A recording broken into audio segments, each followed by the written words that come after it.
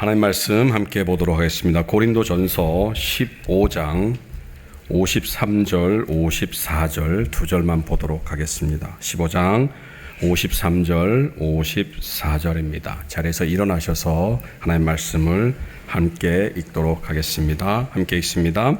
이 썩을 것이 반드시 썩지 아니할 것을 입겠고 이 죽을 것이 죽지 아니함을 입으리로다. 이 썩을 것이 썩지 아니함을 입고 이 죽을 것이 죽지 아니함을 입을 때에는 사망을 삼키고 이기리라고 기록된 말씀이 이루어지리라. 아멘. 앉으시기 바랍니다. 고맙습니다. 말씀에 들어가기 앞서서 기도 AS를 좀 하나 해야 될 것 같아요. 제가 1부 때 기도를 드리면서 헌금 기도를 할 때 자존심을 이렇게 한다는 그 얘기를 양심이라고 했습니다. 그래서 여러분 제가 실수를 했습니다. 용서해 주시기 바랍니다. 궁금하신 분들은 일부 예배 영상을 보시면 아십니다. 계속해서 그 행사들이 있어가지고요. 이제 부활주일에는 그냥 이제 설교를 원래 시간대로 하겠다 했더니 이제 칸타타가 또 생겨버리는 바람에 또 이제 설교를 막 이렇게 줄이느라고 애를 먹었습니다. 근데 뭐 할 얘기는 있고 시간은 한정돼 있으니까 그러나 여러분 걱정하지 마십시오. 정하는 시간 안에 끝내드리도록 하겠습니다. 오늘은 부활주일입니다. 너무 좋은 날이죠. 어렸을 때는 이 계란을 준다고 하는 그 기대감에 교회를 이렇게 부활절을 기대했던 그런 것이 있는데 지금은 뭐 그런 것 같지는 않습니다. 1부 때도 이렇게 나눠드리려고 하는데 그냥 가시는 분들이 많더라고요. 여러분들 준비한 성의가 있으니까 오늘 가실 때 꼭 좀 받아가십시오. 네, 말씀드린 대로 소금은 안 드립니다. 오늘 우리가 읽은 고린도전서 15장의 말씀은 소위 말하는 부활장이라고 이렇게 일컬어지는 그러한 성경 말씀입니다. 고린도전서가 기록된 그 대상이 되는 그 고린도 교회는요, 바울이 2차 전도 여행을 하면서 설립한 교회입니다. 그리고 이 고린도 지역은 지금으로 따지면 그리스 아테네 인근 그 해안 도시라고 이해를 해주시면 될 것 같습니다. 지중해를 중심으로 해서 이 고린도는 동양과 서양, 동양이라고 하는 것이 지금 뭐 우리가 살고 있는 이런 극동아시아를 일컫는 것은 아닙니다. 그 당시에 터키 지역을 동양 아시아라고 불렀기 때문에 그 주중해를 중심으로 해서 동양과 서양을 잇는 그 교통과 상업의 요충지가 바로 고린도라고 하는 지역이었습니다. 사도 바울이 2차 전도 여행을 하면서 데살로니가를 지나서 아덴을 거쳐서 고린도에 이르러서 그곳에서 복음을 전하기 시작했습니다. 그리고 그곳에서 예수를 믿는 사람들이 많이 생겨나고 그들이 세례를 받았습니다. 사도행전 18장 8절은 그 모습을 이렇게 증언하고 있습니다. 사도행전 18장 8절입니다. 수많은 사람들이 고린도 사람도 듣고 믿어 세례를 받더라. 앞에는 이제 그 나와 있고 보시면 또 회당장 그리스도보가 온 집안과 더불어 주를 믿으며 수많은 고린도 사람도 듣고 믿어 세례를 받았다. 이렇게 사도 바울은 그 복음 증거를 고린도 교회에서 행했습니다. 그리고 고린도 교회에서 1년 6개월 동안을 말씀을 가르치고 이제 교회가 안정이 되었다. 독립해도 될 것 같은 그런 판단하에 다른 곳으로 떠나게 됩니다. 고린도 교회는 앞서 말씀드린 대로 동양과 서양이 맞물리는 맞닿는 그런 교통의 요충지 그리고 상업의 요충지입니다. 그래서 온갖 지역에서 특별히 동양과 서양에서 많은 사람들이 함께 모여 살았던 지역입니다. 그래서 이 고린도 교회 역시도 온갖 지역에서 온 사람들이 한데 어우러져서 교회를 이루고 살았습니다. 다양한 문화적, 종교적 배경을 가지고 있던 사람들이 고린도 교회에서 함께 신앙생활을 했습니다. 사도 바울이 목회를 할 때는 그다지 별 문제가 되지 않았습니다. 왜냐하면 여러분이 아시는 대로 사도 바울의 어떤 그 영적 권위에 대해서 도전하거나 아니면 자기의 의견을 내세울 만한 그런 사람들이 있지 않았습니다. 그런데 문제는 이 사도 바울이 다른 곳으로 떠나면서부터 시작이 됐습니다. 고린도 교회에서 이제 사도 바울이 사라지고 사도 바울이 떠나고 난 뒤에 나타났던 가장 첫 번째 문제는 음란을 일삼는 사람들이 교회 안에 들어오기 시작했던 것입니다. 그런데 교회 안에서 그런 일들이 문제가 되는 것은 분명하지만 그 사람들의 문화적 배경 속에서는 그들이 행하는 그런 일들이 아무런 문제가 되지 않았습니다. 교회가 이제 음란을 일삼는 사람들을 용납했고 그 사람들이 자신들의 삶을 그대로 교회 안에서 행하기 시작했습니다. 사소한 분쟁들이 일어납니다. 그런데 이 분쟁들을 가지고 세상 법정으로 가지고 나갑니다. 그래서 세상에 나가서 교회의 문제들을 해결받기를 원하는 그런 모습들이 이제 고린도 교회에서 나타나기 시작했습니다. 더 심각한 문제가 생겼는데 이제는 우상에게 바친 제물들을 먹는 사람들이 교회 안으로 들어오는 것입니다. 그래서 우상의 제물을 아무 거리낌 없이 먹으면서 그 사람들 역시도 교회 안에서 자신들의 주장을 펼치기 시작했습니다. 심지어는요, 여러분, 사도 바울의 사도성, 사도 바울이 과연 사도인가, 예수님의 제자가 맞느냐라고 하는 그런 것에 대해도 의문을 품는 사람들이 생겨나기 시작했습니다. 고린도 교회는 은사를 많이 받은 교회입니다. 여러 가지 은사들을 많이 받았어요. 그래서 그 사람들이 서로 간의 은사를 가지고 다투기 시작합니다. 내가 더 좋은 은사를 받았다.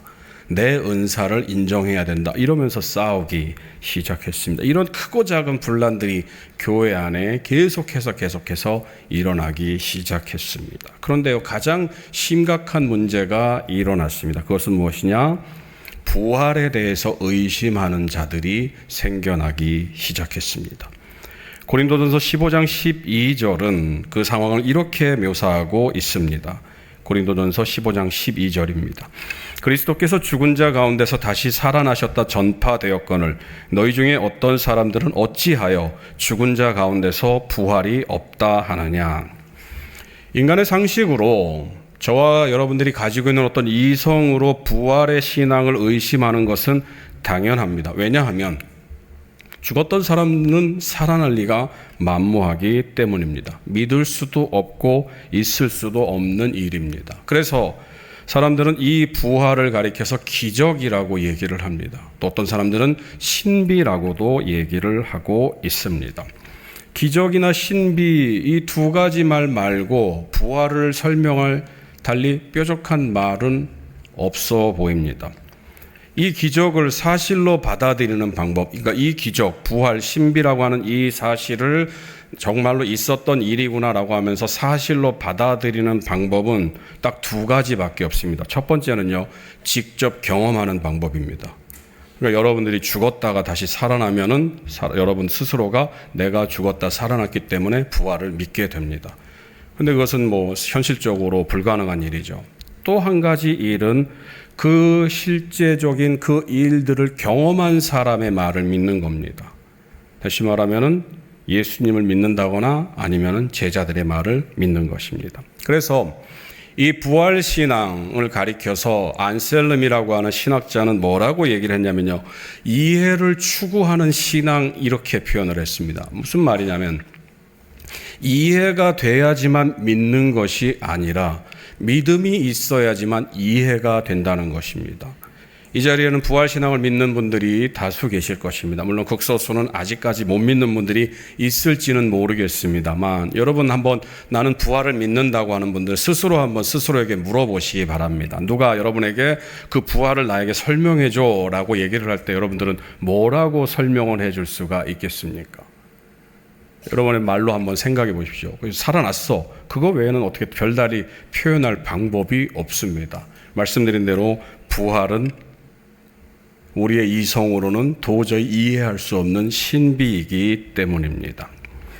굳이 부활을 믿을 수 있는 증거를 대봐라 라고 누군가가 물어본다면 글쎄요, 제가 여러분에게 그 증거를 하나만 말씀드릴 수가 있을 것 같습니다. 아까 우리 찬양, 성가대 찬양에서도 나왔지만 바로 빈 무덤입니다.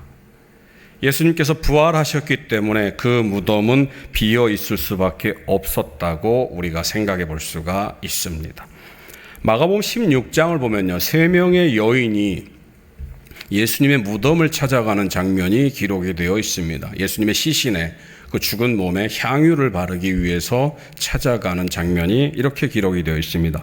마가복음 16장 1절에서 3절입니다. 안식일이 지나매 막달라 마리아와 야고보의 어머니 마리아와 또 살로메가 가서 예수께 바르기 위하여 향품을 사다 두었다가 안식 후 첫날 매우 일찍이 해 돋을 때에 그 무덤으로 가며 서로 말하되 누가 우리를 위하여 무덤 문에서 돌을 굴려 주리요 하더니. 세 명의 여인이 염려하면서 무덤에 도착했습니다. 그런데 무덤에 있는 돌은 이미 굴려져서 옆으로 쓰러져 있습니다. 들어가서 예수님의 시신을 찾아봤지만 그 시신이 보이지가 않습니다. 그 장면을 누가복음 24장 2절 3절에서 이렇게 기록을 합니다. 돌이 무덤에서 굴려 옮겨진 것을 보고 들어가니 주 예수의 시체가 보이지 아니하더라. 우리는 지금 이 자리에서 예수님의 빈 무덤도 볼 수가 없습니다. 그래서 우리가 예수님의 부활을 믿을 수 있는 가장 확실한 증거는 바로 이 성경 말씀밖에 없습니다.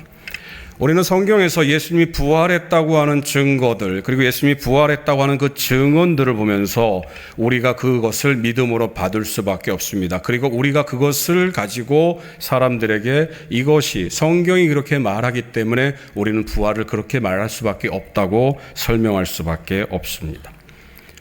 부활을 믿는 저와 여러분들의 그 부활에 대한 증언 내지는 부활에 대한 그런 증명은 어떻게 보면 논리적으로 볼 때 굉장히 허접합니다. 표현이 좀 그래서 죄송합니다만, 왜냐하면 저와 여러분들은 이 성경 말씀만을 가지고 우리의 믿음을 증명해야 되기 때문입니다. 성경에 그렇게 쓰여 있으니까 그렇게 얘기를 하는 거야. 사람들은 얘기를 합니다. 아니 그렇게 말고 성경 말씀 말고 네가 믿는다며 그럼 네 말로 증명을 해봐 라고 얘기를 합니다. 그런데 저와 여러분들은 증명할 방법이 없습니다. 논리적으로 그것을 설명할 방법도 없습니다. 그래서 저와 여러분들은 말씀드린 대로 성경 속에서 빈 무덤이라고 얘기를 하니까, 그리고 성경에 나와 있는 많은 증인들이 예수님의 부활을 증거하니까 나는 예수님의 부활을 믿어. 그래서 이 예수님의 부활을 상식적으로 논리적으로 이해할 수 없는 사람들, 예수님의 부활을 거짓이라고 말하는 사람들이 이 빈 무덤을 논리적으로 증명하려고 노력을 했습니다. 그러니까 이 빈 무덤이 왜 생겼느냐, 너희들이 봤을 때 그것은 예수님의 빈 무덤, 예수님이 부활했기 때문에 빈 무덤이라고 얘기를 할지 모르지만 사실은 그거는 예수님이 부활해서 무덤이 빈 것이 아니야, 이렇게 얘기를 합니다. 그러면서 그들이 증명을 합니다. 첫 번째 증거는 증언은 이것입니다. 뭐냐면은 이 세 명의 여인들이 그 아침에 찾아갔던 무덤은 사실은 새벽이기 때문에 어두운 때였기 때문에 다른 무덤을 찾아간 것이다, 이렇게 얘기를 합니다. 상식적으로 이해가 될 법도 합니다. 깜깜하니까요. 그런데 성경을 보면 이 예수님의 무덤은 군인들이 지키고 있었다고 얘기를 합니다. 철저하게 지켰다고 얘기를 합니다. 그런데 이 군인들이 지키는 그 무덤을 이 여인들이 몰랐을까? 거기에는 좀 의문이 생깁니다. 그리고 더 나아가서 이 여인들이 무덤이 빈 것을 보고 제자들에게 갑니다. 그리고 제자들에게 가서 무덤이 비었다고 얘기를 합니다. 그리고 나서 제자들과 같이 옵니다. 그런데 놀랍게도 그 시간적인 어떤 경과가 있음에도 불구하고 이 제자들도 이 여인이 잘못 알고 간 그 무덤으로 갑니다. 여러분, 상식적으로 말이 안 됩니다. 그러니까 이 여인들이 다른 무덤을 갔다라고 하는 것은 논리적으로도 말이 안 됩니다. 그래서 첫 번째 주장은 실패입니다. 그렇죠? 두 번째 가설은 예수님이 기절했을 것이다 라고 가정하는 것입니다. 그러니까 예수님이 십자가에 달려서 죽으신 줄 알았지만 사실은 예수님은 안 죽었던 것입니다. 그래서 예수님이 그 무덤에 있으면서 3일 동안에 기적적으로 몸이 회복이 돼서 그 돌문을 열고 나왔다라고 하는 이런 주장입니다.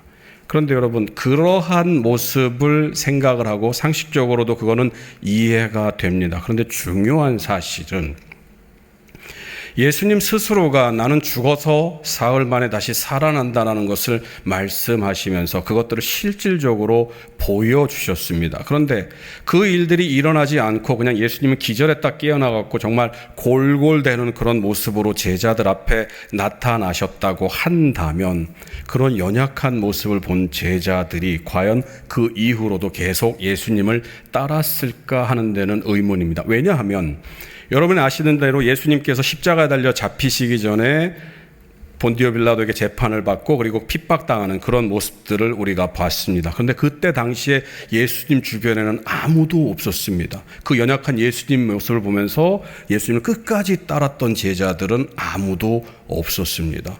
그런 제자들이 과연 십자가에 달려서 온몸이 만시창이가 돼서 치료를 필요로 하는, 치료를 받는 그런 예수님을 보면서 야, 이제 우리는 이 예수님을 위해서 목숨을 걸어야지 할 수 있을까?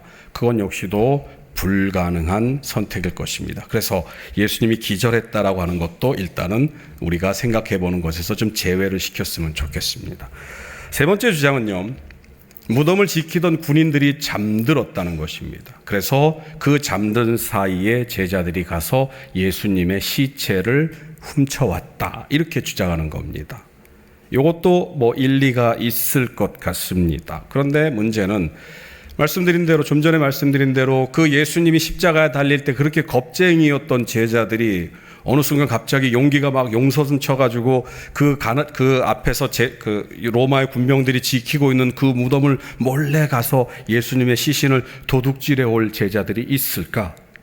설령 그들이 그렇게 했다고 가정을 해보죠. 그러면 이 사람들은 그리고 나서 예수님의 부활을 선포하고 다닙니다.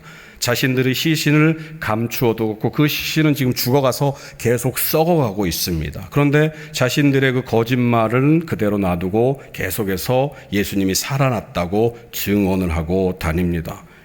그런데 이제 로마에서 예수님의 부활을 선포하는 제자들을 핍박하면서 죽이기 시작합니다. 여러분 한번 스스로에게 물어보시죠. 여러분이 했던 거짓말 때문에 목숨을 걸 수가 있겠습니까? 말도 안 되는 얘기입니다. 그러니까 제자들이 훔쳐갔다는 얘기도 아닌 것입니다. 마지막으로 빈 무덤에 대한 주장은 이것입니다. 로마가 예수님의 시신을 훔쳐갔다는 것입니다. 그렇게 된다면요, 여러분, 제자들이 그렇게 열심을 내서 예수님의 부활을 설명할 때, 부활을 선포할 때 로마 당국이 예수님의 시신을 갖다가 그 앞에다가 딱 내려놓으면 모든 문제는 해결이 됩니다. 굳이 예수님의 제자들을 핍박할 필요도 없어요. 니네들 뭔가 착각하고 있는데 봐, 니네 예수님이 여기 있어. 여기 이 죽은 게 바로 니네 예수님이야 라고 얘기를 하면 제자들의 헛된 믿음도 말짱 도루묵이 될 것입니다. 그런데 이건 역시도 그 로마 당국이 예수님의 시신을 증명하지 못했기 때문에 이것 역시도 거짓입니다. 다시 말하면은 저와 여러분들이 예수님의 부활을 증명할 수 있는 것은 빈 무덤밖에 없다. 그래서 그것이 너무나도 빈약한 논리이기 때문에 사람들은 그 논리를 반박하기 위해서 여러 가지 가설들을 들이댔지만 그 어떤 논리도, 그 어떤 가설도 예수님의 빈 무덤을 설명할 수가 없습니다. 결국은 우리는 성경 속에서, 하나님의 말씀 속에서 예수님의 빈 무덤이 실제로 일어난 사건임을 믿을 수밖에 없습니다. 오늘은 그 부활신앙을 가장 확실하게 믿었던 사람 중에 한 사람인 사도 바울이 부활을 의심하는 그 고린도 교회의 성도들에게 보낸 편지입니다. 오늘 우리가 읽은 고린도전서 15장 53절 말씀은 우리가 믿고 있는 이 부활의 신앙을 두 가지 서로 상반되는 것들로 대비시키면서 증명을 하려고 합니다. 먼저 여러분 53절을 한번 보시기 바랍니다. 고린도전서 15장 53절입니다. 이 썩을 것이 반드시 썩지 아니할 것을 입겠고 이 죽을 것이 죽지 아니함을 입으리로다. 방금 읽어드린 고린도전서 15장 53절에서는요, 어떤 것이라고 표현을 해서 그것을 그냥 막연한 어떤 그냥 상상 내지는 어떤 실체가 없는 것으로 우리가 받아들이기가 쉽습니다. 그런데 헬라어 원어를 보면 이 썩을 것, 썩지 않을 것, 죽을 것, 죽지 아니함, 이것은 모두 다 몸을 가리킵니다. 저와 여러분들의 몸을 의미합니다. 그래서 오늘 본문의 53절을요, 이렇게 읽으면 이해하기가 쉽습니다. 이 썩을 몸이 반드시 썩지 아니할 몸을 입겠고 이 죽을 몸이 죽지 아니할 몸을 입으리로다. 이것이 바로 53절이 말하고 있는 실제적인 의미입니다. 이 53절에서 입는다로 번역이 된 헬라어는요, 엔두오라는 말을 씁니다. 이 엔두오는 말 그대로 입는다는 그런 의미도 있습니다. 그런데 이 엔두오가 가지고 있는 또 다른 의미는요, 물에 빠진다는 의미입니다. 그래서 이 물에 사람이 잠기면은 그 물이 온 몸을 감싸고 있는 것을 입는다고 이렇게 표현을 합니다. 가라앉는 것을 의미합니다. 그래서 이 말, 썩을 몸이 썩지 아니할 몸, 죽을 몸이 죽지 아니할 몸을 입는다고 하는 것은 그것을 입음으로 말미암아서 그 다른 모든 것들, 그러니까 죽을 몸이 다 감춰진다고 하는 그런 의미를 말하고 있습니다. 그래서 이 입는다라고 하는 이 엔두오, 이 표현은요, 상황의 변화 아니면 완벽한 상태의 변화를 의미합니다. 그래서 이 말씀을 그대로 우리가 말 그대로 적용을 하면요, 죽을 몸, 썩을 몸이 이제는 완전하게 변해서 썩지 않고 죽지 않는 몸이 된다라고 하는 것입니다. 이 말씀을 가지고 여러분 한번 생각을 해보죠. 그런데 여러분, 저와 여러분, 이 부활신앙을 믿는다고 하는 저와 여러분들도 믿는다고는 하지만 그 실체가 없는 것을 우리가 실질적으로 믿는다고 이렇게 얘기하기가 힘이 듭니다. 좀 어렵게 얘기를 했는데요. 여러분, 천국을 믿습니까? 네, 천국을 믿어요.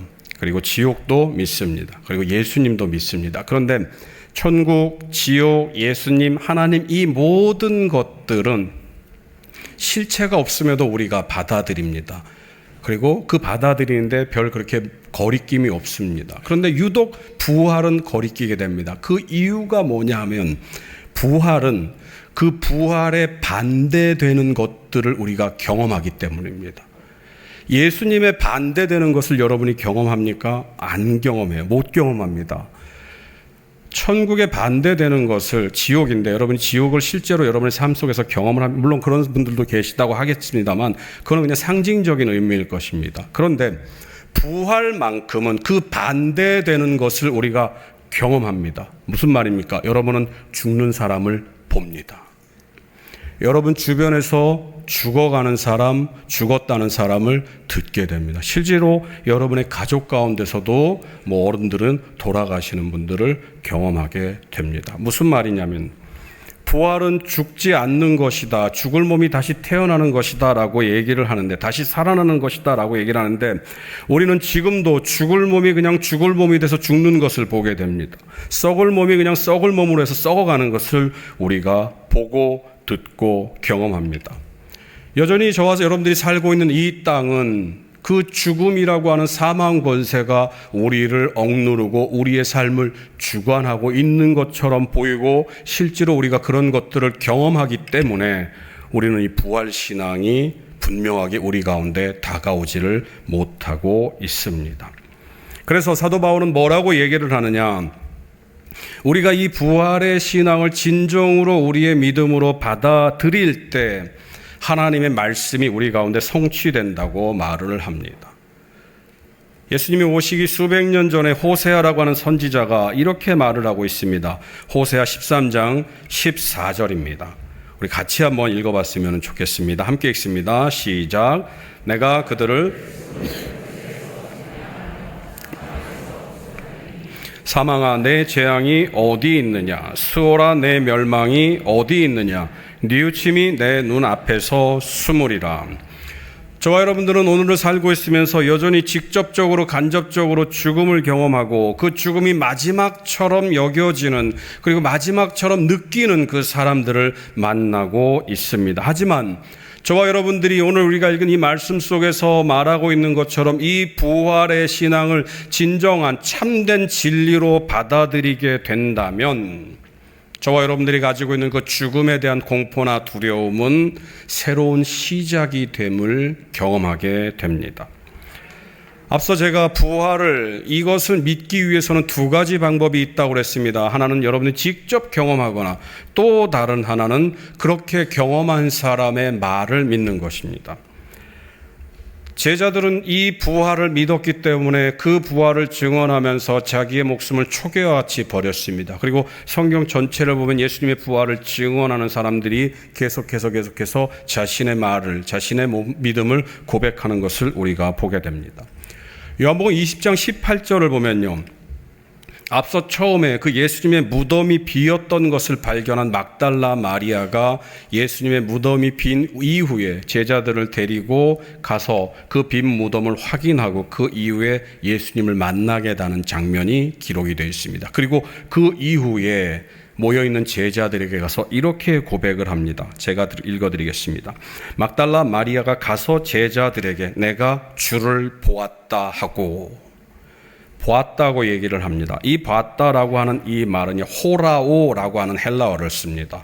이 호라오는요, 단순히 그냥 이렇게 여러분이 스쳐서 봤다 이런 의미가 아니라 정확하게 유심히 살펴서 확인했다는 의미입니다. 그리고 그 확인했다는 의미가 단순히 외형적인 겉으로 드러나는 것뿐만 아니라 정신적인 것도 확인했다는 의미입니다. 그래서 이 막달라 마리아가 내가 예수님을 보았다라고 하는 그 말이 가지고 있는 의미는 내가 예수님이 부활하신 것을 직접 경험했다는 의미입니다.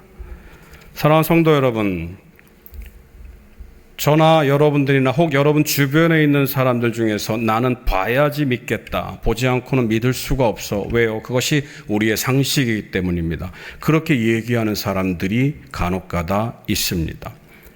저와 여러분들이 잘 알고 있는 대로 이 대표적인 인물이 도마라고 하는 사람입니다. 예수님의 부활을 직접 보지 못했습니다. 그런데 그 뒤 8일 만에 예수님께서 도마에게 다시 나타나십니다. 도마는 예수님의 부활을 믿지 못했을 당시에 뭐라고 얘기를 했냐면, 내가 예수님의 그 손을 보고 그 다음에 그 모든 상처에 내가 직접 터치를 하겠다, 내가 직접 만져야지 내가 믿겠다, 이렇게 얘기를 합니다. 무슨 말이냐면요, 봤지만 그것은 환영에 불과하다. 제자들 너희들이 그것을 예수님을 봤고 그래서 예수님이 부활했다고 얘기를 하지만 사실은 너희들 그 환상을 본 거야. 그래서 내가 혹시 너희들처럼 예수님의 환상을 봤다 해도 나는 그것을 직접 터치해서 만져서 확인을 할 거야. 그래야지만 내가 믿을 거야 라고 얘기를 합니다. 그리고 나서 그 도마 앞에 예수님이 다시 나타나십니다. 그리고 이 도마에게 예수님이 말씀하십니다. 요한복음 20장 29절입니다. 예수께서 이르시되 너는 나를 본고로 믿느냐, 보지 못하고 믿는 자들은 복되도다 하시니라. 그리고 나서 예수님은 도마에게 말씀하십니다. 만져봐라 라고 얘기를 하셔요. 도마가 만지고 나서 예수님을 믿었을까요? 성경은 도마가 예수님을 만졌다는 얘기를 기록해 놓지 않고 있습니다. 바로 그렇게 했을 때 예수님께 주님의 부활, 그러니까 도마는 예수님의 부활을 믿게 된 것입니다. 사랑하는 성도 여러분, 오늘은 기쁜 부활절입니다. 저도 그렇고 여러분들도 그렇고 부활의 기쁨을 가지고 있다고는 하지만 그 부활의 실체가 우리와는 너무나도 멀기 때문에 말씀드린 것처럼 그 부활을 부정할 수밖에 없는 것처럼 여겨지는 그 죽음이 우리와 너무나도 가깝게 있기 때문에 우리는 그 부활을 진정한 우리의 믿음으로, 우리의 신앙으로 받아들이지 못하는 그러한 연약함을 보일 수도 있습니다. 그러나 여러분, 그것을 여러분은 믿음으로 받아들이시기 바랍니다. 그것이 실제로 저와 여러분들이 경험하지 못한다 할지라도 성경 속에서 하나님의 말씀이 그 부활이 사실이며 그 부활이 빈 무덤으로 너희에게 증명되었다고 말을 하고 있습니다. 사랑하는 성도 여러분, 호세아 선지자의 예언이 이루어진 날이 바로 오늘임을 믿으시기 바랍니다. 예수님의 구속 사역이 이루어진 날이 바로 오늘 부활절임을 믿으시기 바랍니다. 그리고 그 하나님의 사랑이 완벽하게 성취된 날이 바로 오늘임을 믿으시기 바랍니다. 사랑하는 성도 여러분, 오늘은 바로 하나님의 말씀이 이루어진 날입니다. 저와 여러분들이 이 죽음을 이긴 예수님을 믿는 사람들이라고 한다면, 하나님의 말씀이 성취된 이 부활절을 믿는 사람들이라고 한다면 저와 여러분들의 삶은 바뀌어야 됩니다. 사도 바울은 오늘 우리가 읽은 본문 15장 58절에서 이렇게 얘기를 하고 있습니다. 제가 읽어드리겠습니다. 그러므로 내 사랑하는 형제들아, 견실하며 흔들리지 말고 항상 주의 일에 더욱 힘쓰는 자들이 되라. 이는 너희 수고가 주 안에서 헛되지 않은 줄 알미라. 사도 바울은 저와 여러분들에게 말합니다. 흔들리지 말라고 말합니다. 믿으라고 얘기를 합니다.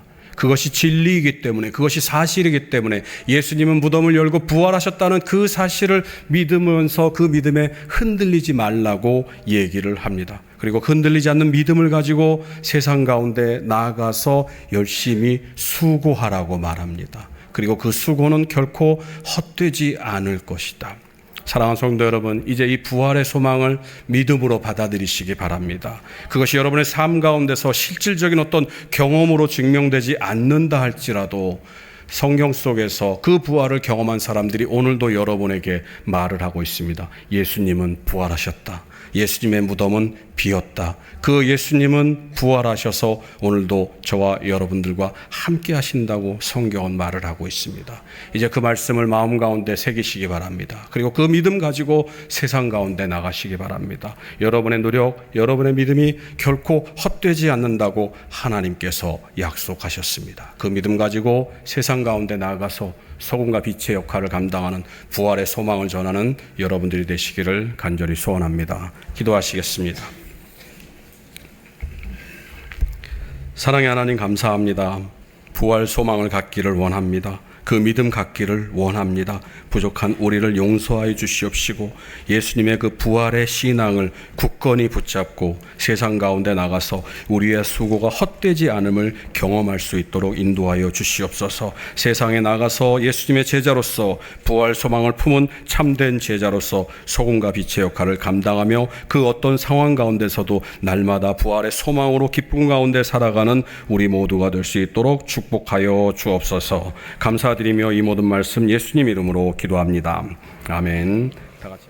이제는 우리 주 예수 그리스도의 은혜와 하나님 아버지의 크신 사랑과 성령님의 감동 감화 충만하심이 빈 무덤이라는 부활의 신앙을 마음 가운데 새기고 그리스도인으로서 부활 신앙을 증거하기로 다짐하는 사랑하는 주의 종들 머리 위에 이제로부터 영원토록 함께 있을지이다. 아멘.